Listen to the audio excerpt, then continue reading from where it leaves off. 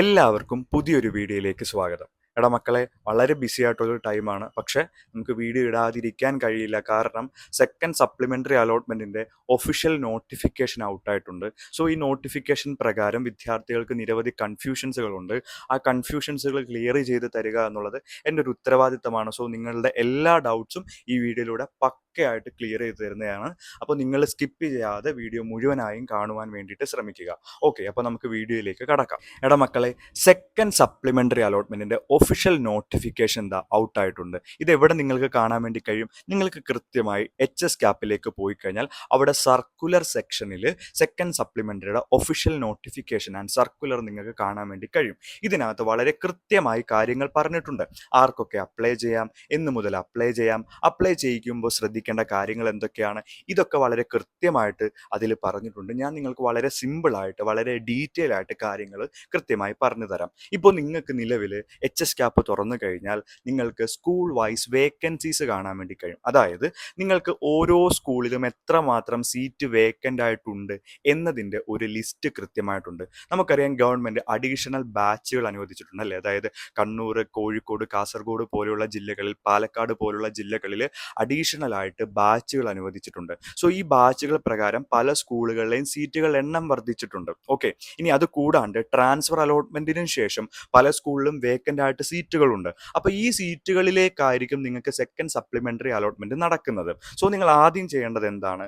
ഏതൊക്കെ ഡിസ്ട്രിക്റ്റിൽ, ഏതൊക്കെ സ്കൂളുകളിൽ, ഏതൊക്കെ കോഴ്സുകൾക്ക് സീറ്റ് വേക്കൻ്റ് ആയിട്ടുണ്ട് എന്ന് കൃത്യമായിട്ട് നിങ്ങൾ നോക്കി മനസ്സിലാക്കുക. ഇതാണ് നിങ്ങൾ ആദ്യം ചെയ്യേണ്ട സ്റ്റെപ്പ് എന്ന് പറയുന്നത്. ഓക്കെ, ഇത് എന്ന് മുതൽ അപ്ലൈ ചെയ്യാൻ വേണ്ടിയിട്ട് കഴിയും? എടാ മക്കളെ, ജൂൺ 30 രാവിലെ 10 മണി മുതൽ നിങ്ങൾക്ക് സെക്കൻഡ് സപ്ലിമെൻ്ററി അലോട്ട്മെൻറ്റിന് അപ്ലൈ ചെയ്യാൻ വേണ്ടിയിട്ട് കഴിയും.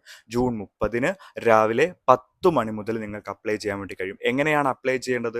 ഓൺലൈനായിട്ടാണ്. നിങ്ങൾക്ക് തന്നെ ഫോണിലൂടെ ചെയ്യാം, അല്ലെങ്കിൽ നിങ്ങൾക്ക് അക്ഷയ സെൻറ്ററുകളിൽ പോയിട്ടായാലും ഈ സെക്കൻഡ് സപ്ലിമെൻ്ററി അലോട്ട്മെൻറ്റിന് അപ്ലൈ ചെയ്യാൻ വേണ്ടിയിട്ട് കഴിയും. ഇനി പുതുതായിട്ട് അപേക്ഷ കൊടുക്കാൻ കഴിയുമോ? എടാ മക്കളെ, നിലവിൽ നിങ്ങൾ ആരും അപ്ലൈ ചെയ്തിട്ടില്ല എന്ന് വിചാരിക്കുക. അതായത് നിലവിൽ നമ്മുടെ അലോട്ട്മെൻറ്റ് പ്രൊസീജിയേഴ്സിനൊന്നും അപ്ലൈ ചെയ്യാത്ത വിദ്യാർത്ഥികൾക്ക് സെക്കൻഡ് സപ്ലിമെൻ്ററി അലോട്ട്മെൻറ്റിൽ പുതുതായിട്ട് അപ്ലൈ ചെയ്യാൻ വേണ്ടിയിട്ട് കഴിയുന്നതാണ്. അപ്പോൾ പുതുതായിട്ട് അപ്ലൈ ചെയ്യാൻ കഴിയുന്നത് ആർക്കാ?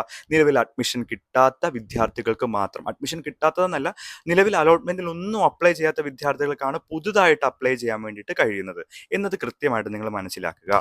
ഇനി അടുത്ത കാറ്റഗറിയിലേക്ക് നമുക്ക് കടക്കാം. ഓക്കെ, അതായത് ആർക്കൊക്കെ ഇത് ആപ്ലിക്കേഷൻ റിന്യൂ ചെയ്യാൻ വേണ്ടിയിട്ട് കഴിയും എന്ന് പറഞ്ഞാൽ, എടാ മക്കളെ, നിങ്ങൾക്ക് ഫസ്റ്റ് സപ്ലിമെൻ്ററി അലോട്ട്മെൻറ്റ് പ്രകാരം ഒരു സ്കൂളിലും അഡ്മിഷൻ കിട്ടിയിട്ടില്ല എന്ന് വിചാരിക്കുക. അപ്പോൾ ഒരു സ്കൂളിലും അഡ്മിഷൻ കിട്ടാത്ത വിദ്യാർത്ഥികൾക്ക് അവർക്ക് വേക്കൻസി ലിസ്റ്റ് പരിശോധിച്ചതിന് ശേഷം റിന്യൂ ചെയ്യാൻ വേണ്ടിയിട്ടായിരിക്കും കഴിയുന്നത്. അതായത് ആപ്ലിക്കേഷൻ പുതുക്കി നൽകാം. നിങ്ങൾ ഓൾറെഡി ഫസ്റ്റ് സപ്ലിമെൻ്ററി അലോട്ട്മെൻറ്റിൽ എഡിറ്റ് ചെയ്ത് മാറ്റങ്ങളൊക്കെ വരുത്തിയിട്ടുണ്ടായിരിക്കാം. അപ്പോൾ അത് പ്രകാരം നിങ്ങൾക്കിനിയും വേക്കൻ സീറ്റുകൾ നോക്കി അപ്ലൈ ചെയ്യാത്ത സ്കൂളുകൾ അപ്ലൈ ചെയ്യാൻ വേണ്ടി കഴിയും, റിന്യൂ ചെയ്യാൻ വേണ്ടിയിട്ട് കഴിയും. ഇനി നിങ്ങൾ ഫസ്റ്റ് സപ്ലിമെൻ്ററി അലോട്ട്മെന്റിൽ എന്തെങ്കിലും മിസ്റ്റേക്കുകൾ വരുത്തിയിട്ടുണ്ടായിരുന്നു, നിങ്ങളുടെ ഡീറ്റെയിൽസ് കൊടുത്തതിൽ എന്തെങ്കിലും മിസ്റ്റേക്കുകൾ വരുത്തിയിട്ടുണ്ടെങ്കിൽ അതൊക്കെ എഡിറ്റ് ചെയ്യാൻ വേണ്ടിയിട്ടുള്ള ഒരു ഓപ്ഷൻ നിങ്ങൾക്ക് ഇപ്പോൾ അവൈലബിൾ ആയിരിക്കും. ഇനി ഫസ്റ്റ് സപ്ലിമെൻ്ററി പ്രകാരം നിങ്ങൾ ഈ നിങ്ങളുടെ ആപ്ലിക്കേഷനിൽ എന്തെങ്കിലും മിസ്റ്റേക്ക് കാരണം അഡ്മിഷൻ കിട്ടി, പക്ഷേ അഡ്മിഷൻ എടുക്കാൻ പോയപ്പോൾ ഈ ആപ്ലിക്കേഷനിലെ മിസ്റ്റേക്ക് കാരണം അഡ്മിഷൻ നടക്കാതിരുന്ന വിദ്യാർത്ഥികളിലെ അവർക്കൊക്കെ എഡിറ്റ് ചെയ്തിട്ട് നിങ്ങളുടെ ആപ്ലിക്കേഷൻ പുതുക്കാൻ വേണ്ടി കഴിയും. സോ നിങ്ങൾക്കൊക്കെ അഡ്മിഷൻ ലഭിക്കുവാൻ വേണ്ടിയിട്ടുള്ളൊരു ഹൈ ചാൻസ് ആണ് ഇവിടെ വരുന്നത്. അത് നിങ്ങൾ കൃത്യമായിട്ട് മനസ്സിലാക്കുക. ഇനി ഒത്തിരി വിദ്യാർത്ഥികൾ ചോദിക്കുന്ന ഒരു ചോദ്യം, സാർ ഞങ്ങൾക്ക് അപ്ലൈ ചെയ്യാൻ കഴിയുമോ? എങ്ങനെയുള്ള വിദ്യാർത്ഥികളാണ്? നിലവിൽ ഓൾറെഡി അഡ്മിഷനൊക്കെ കിട്ടി, ഇഷ്ടപ്പെടാത്ത സ്കൂളിലായിരിക്കാം, ഓക്കെ, അഡ്മിഷൻ കിട്ടി. അപ്പോൾ ആ അഡ്മിഷൻ കിട്ടിയിട്ടുള്ള ഒരു വിദ്യാർത്ഥിക്കും സെക്കൻഡ് സപ്ലിമെൻ്ററി അലോട്ട്മെൻറ്റിൽ അപ്ലൈ ചെയ്യാൻ വേണ്ടിയിട്ട് കഴിയില്ല. മറ്റൊരു കാറ്റഗറി വിഭാഗം പറയുന്നത് ട്രാൻസ്ഫറിന് അപ്ലൈ ചെയ്തിട്ട് ലഭിച്ചില്ല, ഇഷ്ടപ്പെട്ട സ്കൂൾ കിട്ടിയിട്ടില്ല, ഇത്ര കിലോമീറ്റർ ദൂരത്തേക്ക് എനിക്ക് പോയി പഠിക്കേണ്ടതായിട്ടുണ്ട്, എനിക്കിനി സെക്കൻഡ് സപ്ലിമെൻ്ററിൽ അപ്ലൈ ചെയ്യാൻ കഴിയുമോ? എടാ മക്കളെ, പറ്റില്ല. അതായത് നിങ്ങൾക്ക് ഓൾറെഡി അഡ്മിഷൻ കിട്ടിയിട്ടുള്ള വിദ്യാർത്ഥികളില്ലേ, അങ്ങനെയുള്ള ഒരു വിദ്യാർത്ഥിക്ക് അപ്ലൈ ചെയ്യാൻ വേണ്ടിയിട്ട് കഴിയില്ല. ഇനി അഡ്മിഷൻ കിട്ടിയിട്ട് ആ അഡ്മിഷൻ എടുക്കാതെ നമ്മളുടെ സ്കൂളിൽ ജോയിൻ ചെയ്യാതിരുന്ന വിദ്യാർത്ഥികളിലെ അവർക്കും അപ്ലൈ ചെയ്യാൻ വേണ്ടി കഴിയില്ല. ഇനി നിങ്ങൾക്ക് ഓൾറെഡി കിട്ടിയിട്ടുള്ള അഡ്മിഷൻ നിങ്ങൾ കളഞ്ഞിട്ട് നിങ്ങൾക്ക് സപ്ലിമെൻ്ററി അപ്ലൈ ചെയ്യാൻ പറ്റുമോ? അങ്ങനെയും പറ്റില്ല. അതായത് നിലവിൽ അഡ്മിഷൻ കിട്ടാത്ത വിദ്യാർത്ഥികൾക്ക് മാത്രം, നിലവിൽ അപ്ലൈ ചെയ്യാതിരുന്ന വിദ്യാർത്ഥികളെ, ഇവരെ മാത്രമാണ് സെക്കൻഡ് സപ്ലിമെൻ്ററി അലോട്ട്മെൻറ്റിലേക്ക് പരിഗണിക്കുക എന്നുള്ളത് നിങ്ങൾ കൃത്യമായിട്ട് മനസ്സിലാക്കുക. മറ്റാൾക്കാർ പറയുന്നതൊന്നും ഒന്നും നിങ്ങൾ ശ്രദ്ധിക്കരുത്. കാരണം കൃത്യമായിട്ട് നിങ്ങളുടെ സർക്കുലറിൽ അത് കൃത്യമായി പറയുന്നുണ്ട്, നിങ്ങൾക്കൊന്നും അപ്ലൈ ചെയ്യാൻ കഴിയില്ല. ഇങ്ങനെയുള്ള കാറ്റഗറിയിൽ വരുന്ന വിദ്യാർത്ഥികൾക്ക് അപ്ലൈ ചെയ്യാൻ കഴിയില്ല എന്ന് വളരെ കൃത്യമായിട്ട് സർക്കുലറിൽ പറയുന്നുണ്ട്. ഇനി ഈ അപ്ലൈ ചെയ്യാൻ വേണ്ടിയിട്ടുള്ള കാലാവധി എന്ന് വരെയാണ്. എടാ മക്കളെ, നിങ്ങൾക്ക് ജൂലൈ 30 10 മണി മുതൽ തുടങ്ങി ഓഗസ്റ്റ് 1 4 മണി വരെ ആയിരിക്കും അപ്ലൈ ചെയ്യാൻ വേണ്ടിയിട്ടും പുതുക്കുവാൻ വേണ്ടിയിട്ടും കഴിയുന്നത്. ഓക്കെ, ഓഗസ്റ്റ് 1 വരെ നിങ്ങൾക്ക് ടൈമുണ്ട്. സോ ഓഗസ്റ്റ് 1 4 മണി വരെ ടൈമുണ്ട്. അതുവരെ നിങ്ങൾക്ക് കൃത്യമായിട്ട് നിങ്ങളുടെ വേക്കൻസി ലിസ്റ്റുകൾ പരിശോധിച്ചതിന് ശേഷം വേണം നിങ്ങൾ അപ്ലൈ ചെയ്യുവാൻ വേണ്ടിയിട്ട് പോകേണ്ടത്. ഇനി ഇതിൻ്റെ റിസൾട്ട് എന്ന് വരും? ഈ അപ്ലൈ ചെയ്തതിന് ശേഷം ഒരു 1-2 ദിവസത്തിന് ശേഷം തന്നെ വളരെ കൃത്യമായിട്ട് നിങ്ങളുടെ റിസൾട്ട് വരുന്നതായിരിക്കും. സെക്കൻഡ് സപ്ലിമെൻ്ററി അലോട്ട്മെൻറ്റിൽ നമുക്ക് എല്ലാ സ്കൂളുകളും തിരഞ്ഞെടുക്കാൻ വേണ്ടി കഴിയില്ല.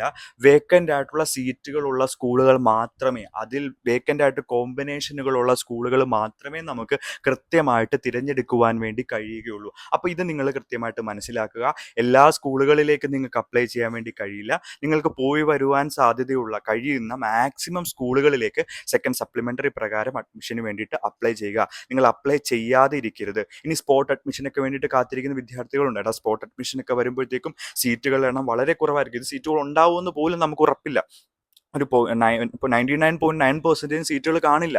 സോ അതുകൊണ്ട് സ്പോട്ട് അഡ്മിഷന് വേണ്ടി ഇരിക്കാതെ നിങ്ങൾക്ക് മാക്സിമം അപ്ലൈ ചെയ്യാൻ പറ്റുന്ന സ്കൂളുകളിലേക്കൊക്കെ അപ്ലൈ ചെയ്യുക, കോമ്പിനേഷനുകളിലേക്ക് അപ്ലൈ ചെയ്യുക. ഇതാണ് നിങ്ങൾ ശ്രദ്ധിക്കേണ്ടത്. സോ എല്ലാ മക്കൾക്കും ഈ നോട്ടിഫിക്കേഷൻ പ്രകാരം നിങ്ങൾ ശ്രദ്ധിക്കേണ്ടതായിട്ടുള്ള എല്ലാ കാര്യങ്ങളും വളരെ കൃത്യമായിട്ട് നമ്മൾ വീഡിയോയിലൂടെ പറഞ്ഞിട്ടുണ്ട്. സോ വീഡിയോ നിങ്ങൾ ഉപകാരപ്രദമായിട്ടുണ്ടെങ്കിൽ നിങ്ങൾ ലൈക്ക് ചെയ്യുവാനും കമൻറ്റ് ചെയ്യുവാനും ഒന്നും മറക്കരുത്. ആദ്യമായിട്ട് കണ്ട മക്കളൊക്കെ സബ്സ്ക്രൈബ് ചെയ്തിട്ടിരിക്കുക. നിങ്ങൾക്ക് യൂസ്ഫുൾ ആയിട്ടുള്ള ഇൻഫോർമേറ്റീവ് ആയിട്ടുള്ള എല്ലാ വീഡിയോസും നമ്മുടെ ചാനലിലൂടെ നിങ്ങളിലേക്ക് എത്തിക്കുന്നതാണ്. ഓക്കെ, അപ്പോൾ ബൈ ബൈ.